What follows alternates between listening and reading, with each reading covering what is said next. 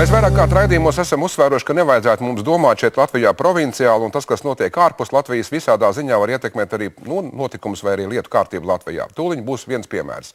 Baltkrievijā drīz būs prezidenta vēlēšanas. Mēs nerunāsim par to, vai Lukašenko labs vai slikts, bet Lukašenko pārvēlēšana šajā ametā, lai cik tas nebūtu pirmajā brīdī paradoxāli, ir izdevīga arī Latvijai tīri ekonomiski. Paskaidrošu tūliņ kā.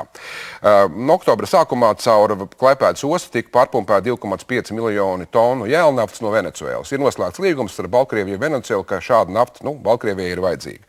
Taču Lukašenko ir pateicis, ka Latvijas piedāvājums ir ekonomiski izdevīgāks, un tā kā tomēr šīs naftas apjomi ir vismaz 50 miljonu tonu, tā kā varētu mēs domāt, ka šeit Latvijai tomēr nav viss zaudēts.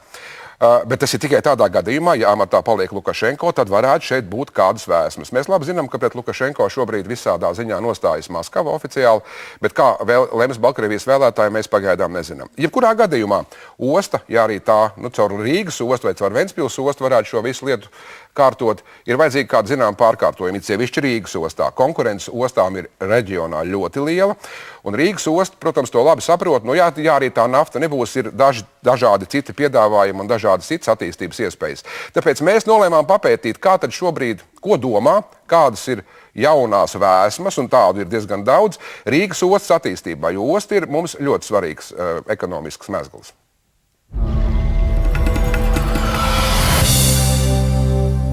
Pat labāk dažādas ar Rīgas ostu saistītās darbības, kuģu pienākšana, kravu pārkraušana un vēl dažādas citas lietas norisinās gluži vai Rīgas centrā, Andrejsalā un eksporta ostas rajonā. Tas nav izdevīgi ne rīdziniekiem, ne arī Rīgas ostai. Tāpēc tuvāko gadu laikā Rīgas osta no centra pārcelsies uz Krievsalu. Lai gan pat laban Rīgas osta ir noslogota tikai par kādiem 60%, domājot par nākotnes izaicinājumiem un vajadzībām, 4 gadu laikā osta pārcelsies uz Daugavas Grīvai daudz tuvāko Krievsalu. Tas būs lielākais infrastruktūras projekts Rīgas brīvostā, un tā izmaksas lēšams ap 130 miljoniem latu. Pusi no nepieciešamās summas plānot sekt no Eiropas kohēzijas fonda līdzekļiem. Krievsala ir neapdzīvota, pat labāk tas skatām pavērs viens milšu kalni, kas radušies padziļinot Daugavu. Tieši te sliesies pat labāk centrā esošie termināļi, tiks izbūvētas vairākas piestātnes.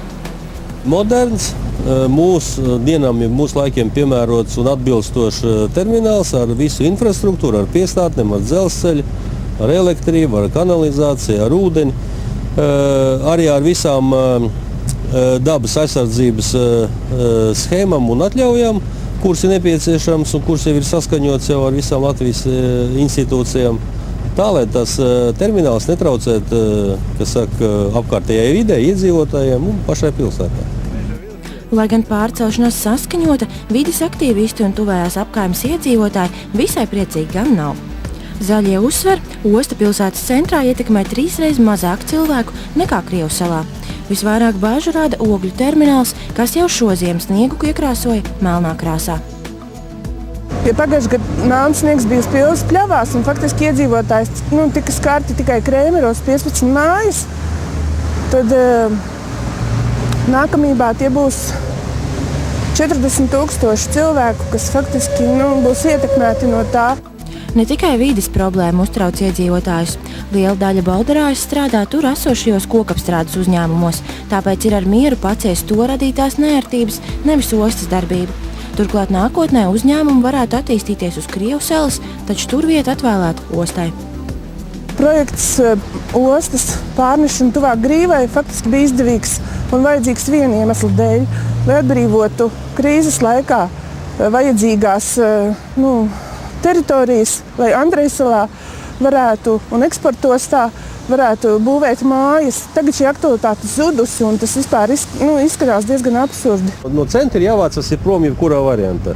Tad, kad katrs mednieks mēģina nošaut 2 zaķus ar vienu šāvienē, tad mēs arī mēģinām pie reizes šo teritoriju paplašināt, uztaisīt daudz modernāk, efektīvāk, lai kravas apjoms ar mazākām izmaksām un mēs varētu būt konkurētspējīgi apkārtējā Baltijas jūras reģionā. Konkurences cīņa Baltijas ostu starpā jau tagad noris pilnā sparā. Piemēram, kaut vai pēdējais skaļākais gadījums ar Venecuēlas naftas tranzītu. Uzvarēs, protams, tas, kurš piedāvās izdevīgākos nosacījumus. Pat labāk Rīgas ostā ienāk aptuveni 4000 kuģu gadā. Liela daļa visai mazi, taču nākotnē biznesa grozīsies tieši ap lielajiem kuģiem. Kuģu skaits samazināsies, bet kravu apjoms palielināsies. Šogad Rīgā apkalpos 70 Panamax tipa kuģus, kuru kravnesība ir 75 000 tonu, bet pārceļot darbību uz Krievijas salu, te gadā varētu piestāt ap 200 šādiem kuģiem. Skaitliski tikai par šādu kuģu pienākšanu vien ostai tiek 40 000 eiro. Venecuēlas naftas gadījumā ar plānoto pārcelšanos gan nepietiks, jo jēlnaftas tranzītam jāizbūvē nepieciešamā infrastruktūra. Tās būtu paveicams piesaistot partnerus. Beidzot ir nomainījusies politika uz to, ka mēs jau aicinām uz šiem kravas īpašniekus, lai viņi ir līdzīpašnieki daudzos terminālos vai vispār īpašnieki, kas arī nodrošina šo kravu plūsmu. Būvniecības darbi Krievijas salā sāksies janvārī. Pagaidām turpinās konkurss par būvniecības darbu veikšanu, kurā piedalās 2 Latvijas un 3 ārvalstu kompānijas. Ir arī citas neskaidrības gan par Eiropas naudas saņemšanu, gan pārvākšanās kompensēšanu iesaistītajiem. Kravas Krievijas salā parādīsies tiklīdz būs izbūvēta nepieciešamā dzelzceļa infrastruktūra, un tas varētu notikt ap 2014. gada vidu.